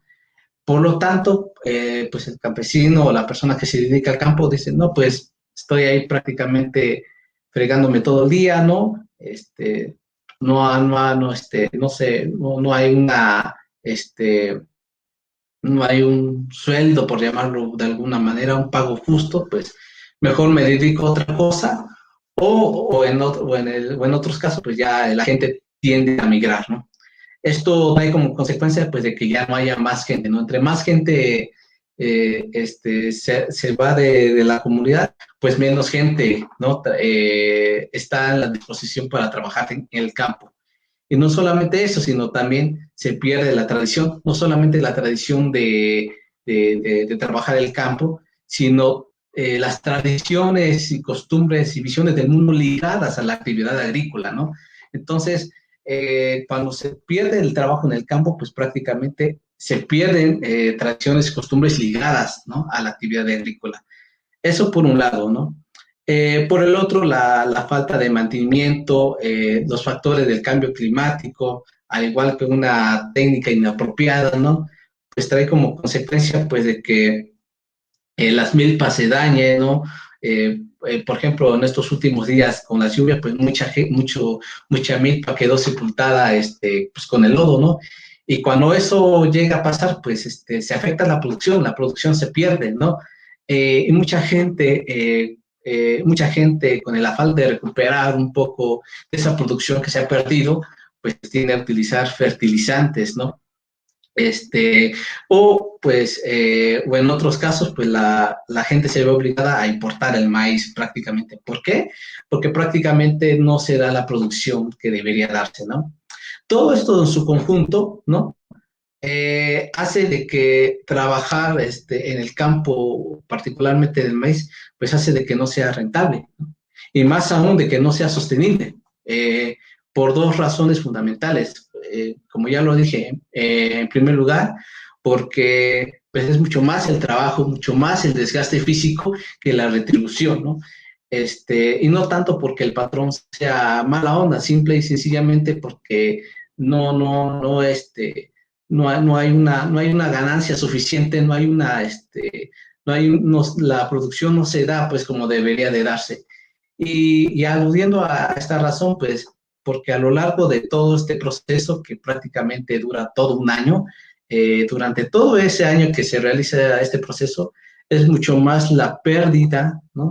Pues, que la ganancia o que la recuperación, por lo menos, ¿no? Antier estuve platicando con mi abuelo, ¿no? Y prácticamente debido a las altas lluvias, pues prácticamente no hubo maíz, ¿no? No hubo maíz y pues y la gente al no tener esa producción, ¿no? Mínima para subsistir, pues la gente se ve obligada a comprar el maíz, ¿no? La siguiente, por favor.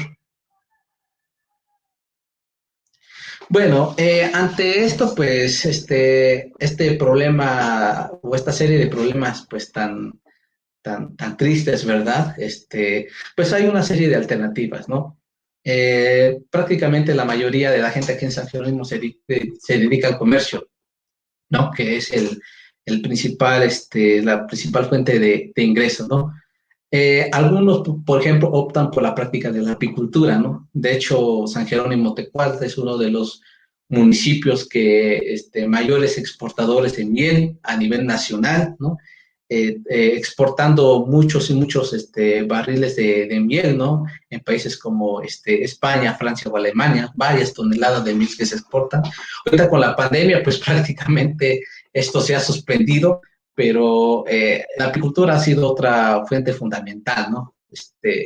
Y bueno, desde luego, pues también se ha optado por el cultivo, se ha optado por el autocultivo, cultivar otros frutos, ¿no? Que si lo comparamos con el proceso del maíz, es mucho menor tiempo el que se trabaja y desde luego tiene una mayor beneficencia. La siguiente, por favor.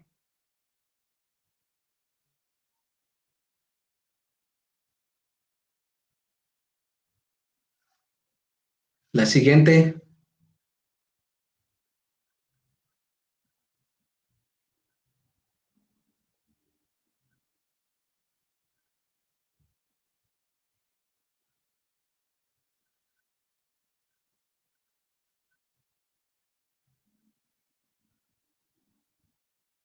Bueno, y bueno, también se ha optado por la utilización de los huertos familiares, ¿no?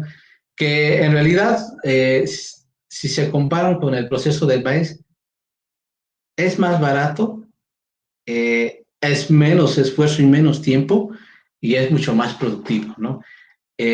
Por lo tanto, los huertos familiares, ¿no? Los huertos, los pequeños huertos de los hogares, pues son una alternativa ante el problema que tiene el maíz, ¿no? De hecho, el maíz es es uno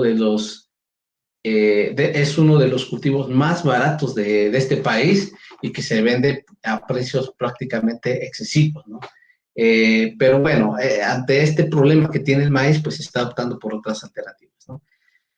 Bueno, ya vamos a pasar a una parte mucho menos triste, ¿no? Mucho menos dramática y voy a platicarles un poquito bueno, vamos a pasar con una parte mucho más amena, mucho más relajada, ¿no? Voy a platicarles el paisaje como espacio simbólico. Magali Dambayet, una antropóloga francesa que ha trabajado durante muchos años, ¿no? Acá en la Sierra Mazateca, particularmente en el municipio de Huautla de Jiménez, y tengo entendido que Santa María Chilchota, pues ha trabajado muchos años, ¿no? En la Sierra Mazateca, y ella cita dentro de un artículo a un antropólogo también francés, ¿no? Muy bueno, que se llama Jean-Claude Leclerc, ¿no? Que utiliza el término, bueno, Jean-Claude Leclerc utiliza un término que se llama paisaje. ¿Cómo entiende o cómo utiliza este concepto, no? Lo entiende como, no solamente como una extensión de un terreno, sino como un producto histórico y social que está en constante construcción, ¿no? Es decir, el paisaje no solamente se extiende como un pedazo de terreno, no solamente se extiende como un espacio geográfico, como la montaña, como el río, sino como como un elemento que los seres humanos le van dando sentido y significación, ¿no? La siguiente, por favor. Y bueno, ¿a través de qué le dan sentido y significación a cada uno de los elementos que le dan a cada uno de los elementos de la naturaleza? A través de la narrativa, a través de cuentos, a través de leyendas, ¿no? De hecho, el título de esta presentación, Figuras en la Niebla, es atribuida a una antología que un antropólogo peruano muy famoso, que igual desde los 70 ha trabajado la Sierra Mazateca. Es una antología de cuentos y leyendas de la Sierra Mazateca, ¿no? Entonces, a través de la narrativa, las personas le dan sentido, sentido y significación no solamente lo que ven en la naturaleza, sino cómo esa misma naturaleza les propicia a realizar diferentes cosas, ¿no? Por ejemplo, cuando se habla mucho del mal aire, ¿no?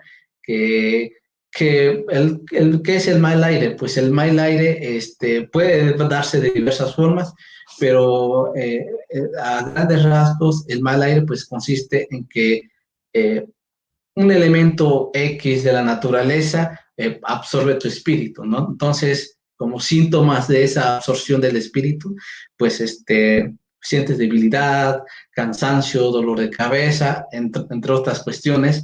Entonces, para que tu espíritu logre regresar a tu cuerpo, pues se hace una limpia, ¿no?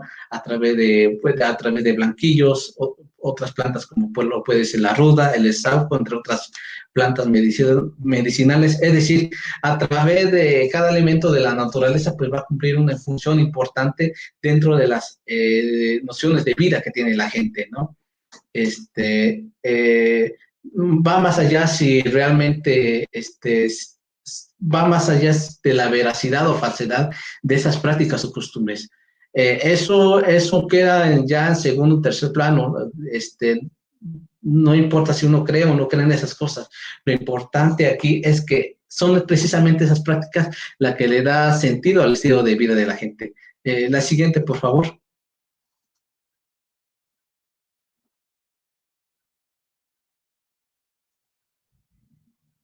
La siguiente.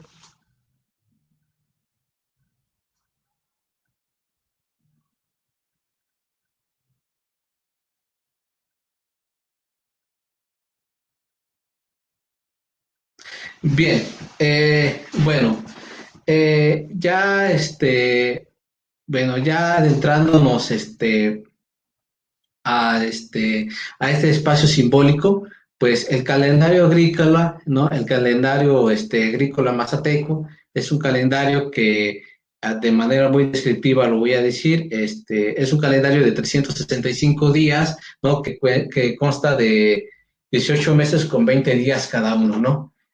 Todo este calendario va explicando no solamente el proceso de la siembra, el mantenimiento y la cosecha del maíz, sino también a lo largo de todo este siglo,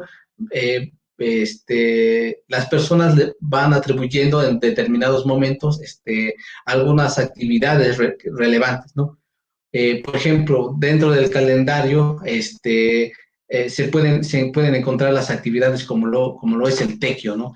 El tequio es el trabajo comunitario que se realizan las personas en la comunidad, y cada cierto tiempo, ¿no? Principalmente en vísperas de las fiestas patronales, que son en mayo y en septiembre, en víspera de las festividades de Muertos, en víspera de la Semana Santa. Son estas fechas especiales, por llamarlo de algún modo, en que se incentiva el trabajo colectivo, ¿no?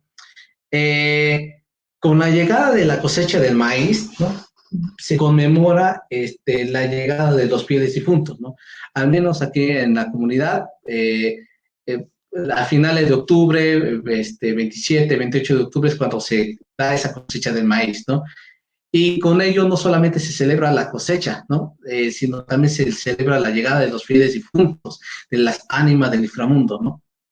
¿Y qué se hace en esa festividad? Pues se establecen lazos de compadrazgo no solamente al interior de la comunidad, sino de una comunidad a otra comunidad, ¿no? Y eso es muy interesante porque aquí se refuerza el sentido de pertenencia de ser mazateco, ¿no? No hay festividad mucho más explícita del ser mazateco que la temporada del Día de Muertos, una fecha muy significativa, al menos para mí lo es, ¿no? Es una fecha muy significativa, muy importante. La siguiente, por favor.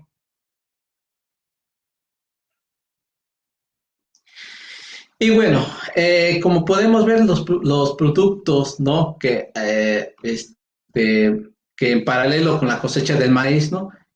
Tales como la naranja o tales como la naranja o el plátano, entre otros frutos, ¿no?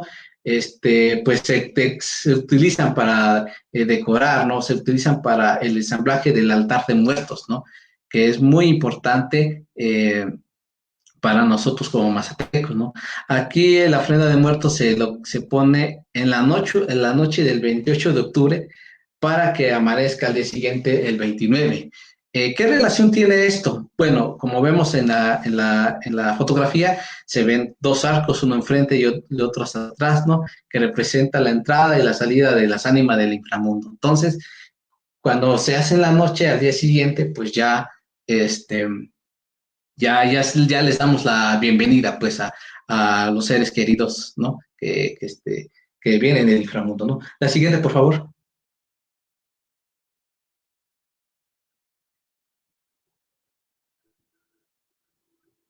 Bien, bueno, y algo que es digno de presumir aquí, no solamente en San Jerónimo Tecuac, sino en toda la Sierra Mazateca, es que el Día de Muertos es fiesta, mucha comida, mucho, mucha algarabía, ¿no? Mucha festividad, mucho colorido, ¿no? Dentro de estas fiestas, dentro de la celebración del Día de Muertos, están los danzantes, ¿no? Que van de casa en casa, ¿no? Y que, bueno, están no solamente tocando instrumentos como lo puede ser el violín o el chiconastre, esa especie de tambor fabricada con pieles de otros animales, ¿no? Eso es digamos que los hueventones, ¿no? Que viene del náhuatl huehue, que significa viejo, al menos aquí en San Jerónimo le dicen chasma, aunque en otras comunidades u otros municipios le dicen chasma o chacho, ¿no? Dependiendo de cada comunidad, ¿no? Pero son estas personas que representan a las ánimas del inframundo, ¿no? Y vienen precisamente con nosotros, los mortales, los que estamos vivos, para festejar, para bailar, para andar ahí de casa en casa, toda la noche hasta la madrugada siguiente, ¿no? La fiesta de muertos, sin lugar a dudas, es un buen pretexto pues, para romper la dieta, ¿no? Para la embriaguez, ya que pues se da sobre todo lo que es el licor de maracuyá, el licor de membrillo, de nanche, entre otros productos derivados, ¿no? Entre otras cosas. Entonces, yo desde mi punto de vista veo no solamente la festividad de muertos como,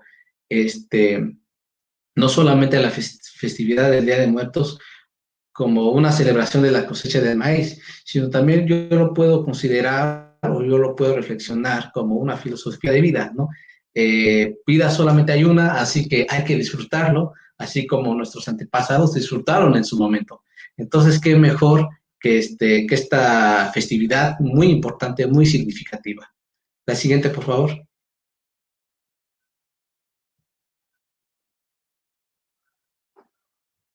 Y bueno, ya para culminar, pues el día 2 de noviembre, pues se hace la despedida a los fieles difuntos, ¿no?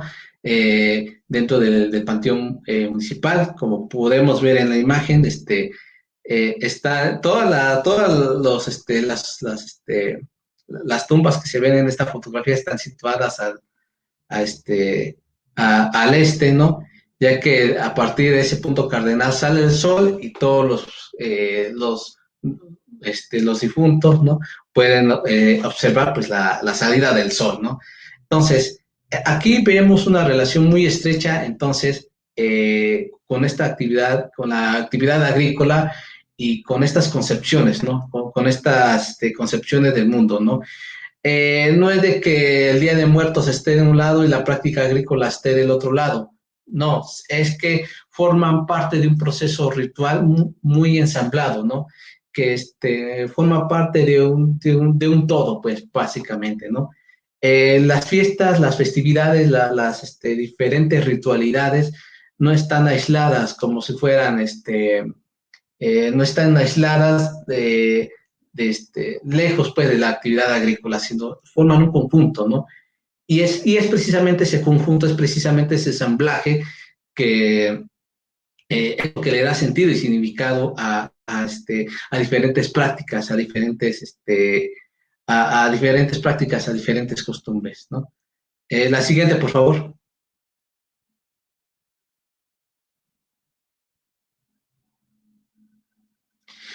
Y bueno, ya para concluir, ¿no? Debo de decir, pues, de que si bien la agricultura en nuestra comunidad no está pasando por problemas, tampoco podemos dejar y decir, pues vamos a abandonarlo, ¿no? Vamos a abandonar el campo de por vida, porque pues plantearlo así me resultaría inverosímil, ¿no? Ya que, como lo había dicho anteriormente, sin estas prácticas, ¿no? Sin estas prácticas, prácticamente no podemos generar, no podemos llevar a cabo la celebración, o no podemos llevar actividades culturales, como en este caso la celebración del Día de Muertos, ¿no? Porque ¿de dónde sale el maíz? De la milpa. Y el maíz, ¿qué se hace con el maíz, no? Se preparan muchísimas bebidas, ¿no? Muchísimos alimentos, ¿no? Como lo puede ser los tamales de elote, los tamales de masa, ¿no? Los tamales de tezmole, uno de los platillos típicos y por excelencia que se dan en nuestra comunidad y en la Sierra Mazateca en general. El atole agrio, que es una bebida muy milenaria dentro de nuestra comunidad. Aquí en San Jerónimo Tecual no hay ninguna fecha fija para consumirla, pero en otros municipios, por ejemplo, consumen el atole agrio cuando es una boda, o también lo consumen cuando es Día de Muertos. Es decir, el producto derivado del sistema milpa, que es el maíz es lo que le va a dar alimentos que le van a dar sentido y significado a ciertas temporalidades, ¿no? Ya que sin este alimento, pues, no puede haber fiestas, ¿no? En resumidas cuentas, para ya no hacerla muy larga ni chorearles mucho, si no hay maíz, simplemente no hay tradición. Y si no hay tradición, no tenemos identidad. Y si no tenemos identidad, simple y sencillamente vamos a ser pueblos, seres humanos sin alma, ¿no? Seres humanos que prácticamente están ahí, pero porque sí, ¿no? Yo he tenido la oportunidad de visitar otras comunidades y pues hay comunidades donde prácticamente esto ya no se ve, ¿no? Prácticamente ya no existe. Pese a la cercanía que tenemos con las ciudades, principalmente de Teotitlán y de Teotitlán y de Tehuacán, todavía seguimos preservando nuestras tradiciones y costumbres. Como yo lo he dicho anteriormente, como lo digo hoy y como lo voy a seguir diciendo, seguir nuestras tradiciones y costumbres es sinónimo de resistencia, ¿no? No una resistencia de que voy a seguir esto porque es muy folclórico, sino es algo que nos da sentido de pertenencia, ¿no? Porque sin esto simplemente no somos nosotros mismos, ¿no? Al final de cuentas, ¿no? Básicamente, estas tradiciones, básicamente, es, digamos, lo que forma parte de nuestro ser, de nuestra esencia como humanos, como personas y como individuos. Y bueno, pues esto ha sido todo. Espero no haberlos enredado tanto ni haberlos aburrido. Básicamente quise tratar de platicarles un poquito cómo son estos procesos en vínculo con otras tradiciones culturales.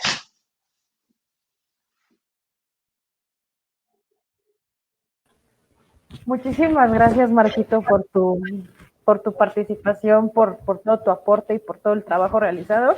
Es un trabajo arduo el que has realizado allá en la comunidad. y el simple hecho de decir que se hizo observación participante, se hizo trabajo de campo, todo eso en la labor desde la sociología y la antropología, sabemos que es fuerte, ¿no? Que es algo que se tiene que planear y que se tiene que llevar a cabo. Entonces, muchísimas gracias. Vamos a ir cerrando porque nos pasamos un poco del tiempo estimado y vamos a ver, tenemos algunos comentarios donde nos mandan muchos saludos por estar acá, les gusta el canal o el contenido que traemos y ok, vamos a resumir como a dos, tres preguntas. La primera va a ir como enfocada un poquito a Juan Antonio. Nos dice Daniel Sandoval, saludos a la moderadora y sus acompañantes, solo tengo una pregunta. ¿Qué tiene que ver el capitalismo que hablan de Colombia con las milpas de México? Gracias. Y finalmente le daría la palabra a Marco para que nos cuente un poquito sobre cuáles son las formas de conocer el significado o el simbolismo en comunidades y cómo se puede entender este proceso ritual desde la naturaleza, ¿no? En este vínculo, digamos, que existe entre el humano y la naturaleza. Nos quedamos con eso, después de eso pues cerramos y muchas gracias a todos por habernos acompañado esta tarde. Juan Antonio, tienes la palabra. Querido amigo Daniel Sandoval, la relación es clara, porque es una cuestión de soberanía alimentaria. Si no tenemos soberanía alimentaria, ¿en qué consiste la soberanía alimentaria? Consiste en que los pueblos puedan tener su propia alimentación. ¿Cómo se logra esto? Por medio de su agricultura, por medio de sus tradiciones, por medio de sus conocimientos. Si la gente pierde esos conocimientos o estas tradiciones o cosmovisiones, no hay comida. Y pues tanto los pueblos en México como Colombia siembran maíz, siembran otros cultivos. Si los pueblos no tienen esas comidas, se pierden su cultura, se pierden las tradiciones y pues esa es la opinión que debemos generar desde las ciudades, huertas con diversidad de siembra y también apoyar y resistir a los campesinos, a los indígenas, a los afro y a todas las comunidades que están en el sector agrario. Porque el cambio lo hacemos todos, ¿sí? Es bueno criticar, es bueno dar opiniones, pero si nosotros no vamos a la acción, esto no se cambia, ¿sí? Termino hasta ahí porque tengo que irme, tengo un evento de intercambio de semillas y los dejo a ustedes dos, ¿vale? Gracias. Chao. Cuídate, Juan Antonio. Vale. Bye. Muy bien. Nos quedamos entonces, Marquito. A mí me interesa mucho esta parte de cómo, o sea, cuáles son las formas de conocer el significado, ¿no? Y el simbolismo dentro de una comunidad y entender el proceso ritual desde la naturaleza. Te comentaba, o sea, entendiendo como este vínculo entre el humano y la naturaleza, ¿no? O sea, porque la simple labor del sociólogo, del antropólogo o del socioantropólogo, ¿no? El de acercarse a una comunidad, el de ir a hacer trabajo de campo, incluso que cuando eres ajeno a una comunidad, pues que te puedas acercar y que la propia comunidad te pueda aceptar. Después de eso, hay un camino, ¿no? Que en la labor socioantropológica hay que seguir para poder adentrarnos hacia estos niveles de reflexión. Porque claro está, si hay, por ejemplo, un proceso de movilización social, un ejemplo, donde se trabajan temas como de defensa de territorio. Sabemos perfectamente que puede estar en un plano político, pero este nivel de reflexión, este nivel de conocer el proceso ritual, de conocer las tradiciones, de adentrarse más hacia la reflexión y hacia la cultura, se da en otros momentos. Entonces, más o menos esa pregunta va enfocada, ¿no? Esa duda es mía también, para poder trabajar y entender esto en esta triada, ¿no? Del cosmos, del corpus y de la praxis. Entonces, no sé tú qué puedas responder, Marquita.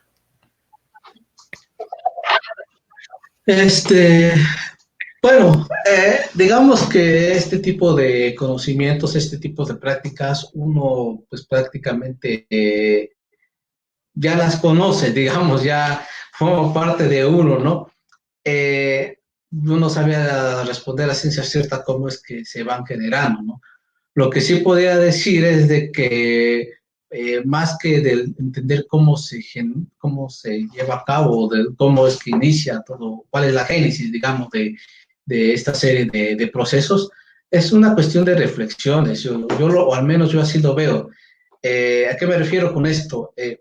Uno pues ya, uno ya tiene muy interiorizado, ¿no? Las tradiciones, las costumbres, cómo se dan los lazos de compadrazgo, cómo se dan las festividades y todo eso, pero uno no se pone a reflexionar el por qué se dan como se dan, ¿no? El por qué se dan de una manera y no se dan de otra, ¿no? Por ejemplo, si nos comparamos con la región de la Mixteca, ¿no? Pues en la festividad del Día de Muertos, pues aquí lloran, los mixtecos pues, prácticamente lloran, todo es tristeza, todo es lágrimas, ¿no? Pero aquí pues prácticamente es, así lo voy a decir tal cual, o sea, es borrachera, ¿no? Es borrachera y es baile, es fiesta, pero yo lo vería más desde este punto de vista con el vínculo que tenemos con los pueblos provenientes del estado de Veracruz. Digamos, tenemos esa influencia, digamos, huasteca, ¿no? Por llamarlo de algún modo. Eh, digamos, todo es un entramado, pues, ¿no? No es de que hay una concepción unívoca de lo meramente y exclusivamente mazateco. Por ejemplo, los huehuentones tienen una influencia no solamente del Golfo, de los pueblos del Golfo, sino también tienen una influencia náhuatl también, ¿no? Por ejemplo, el Xiconastle, pues es un instrumento prácticamente prehispánico que estos danzantes actualmente pues están lo están tocando y están reproduciendo, ¿no? Entonces, yo no sabría responder a ciencia cierta cómo es que se genera. Lo único que podría decir es que uno ya empieza a tomar conciencia de por qué se van dando las cosas, es decir, está el hecho ahí, ¿no? Está el hecho ahí. Lo que uno va a hacer es indagar, eh, digamos, esa ramificación, después por llamarlo de algún modo, hasta para tratar de entender, ¿no? Ni siquiera explicar, entender, comprender el por qué se llevan a cabo estas festividades, ¿no? Eh, yo creo que ahí lo dejaría, es lo que yo podría responder por el momento. Muchas gracias, Marco.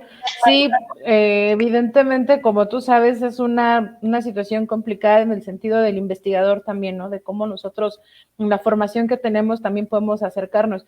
Hace un rato leí una pregunta que justamente decía que tiene que ver, ¿no? Porque habla el compañero de Colombia y nos cuenta como todo este proceso del capitalismo y de las formas en que se ha ido dando y que tiene que ver con el maíz, ¿no? En México. Entonces, pues México también tiene una festa de empresas transnacionales que están ahí peleándose todo, ¿no? El maíz y vienen y se lo llevan a otro país y después no le regresan a otro precio y nosotros seguimos consumiéndolo, sí, etcétera, ¿no? Entonces, hay que entender también que esta parte no nada más se da en Colombia, y porque habló el compañero colombiano, entonces solamente se da en su país, o sea, es algo que se da a nivel global, ¿no? Donde los líderes del mundo están metidos en esto y... Sí.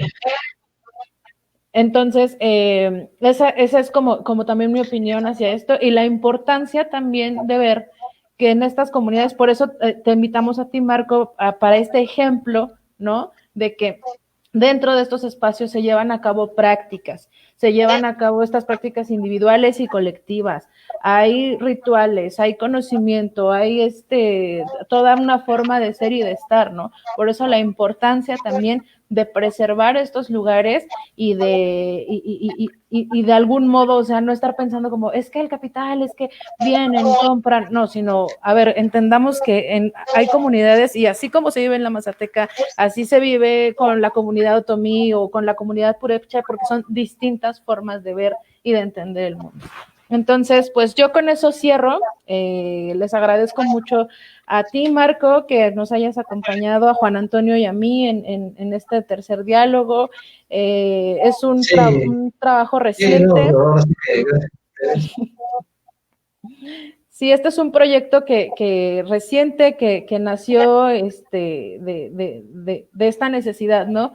De divulgar y de compartir pues todas estas cuestiones socioambientales que afectan tanto, no solo en Colombia ni en México, sino en América Latina, ¿no? Entonces yo cierro con esto, muchas gracias y estén pendientes porque el próximo mes haremos un diálogo sobre conflictos socioambientales, donde haremos una presentación ya más detallada de esto. Esta fue como la apertura de entrar con el capital, pero va a haber algo más detallado sobre los nuevos conflictos socioambientales en México y en América Latina.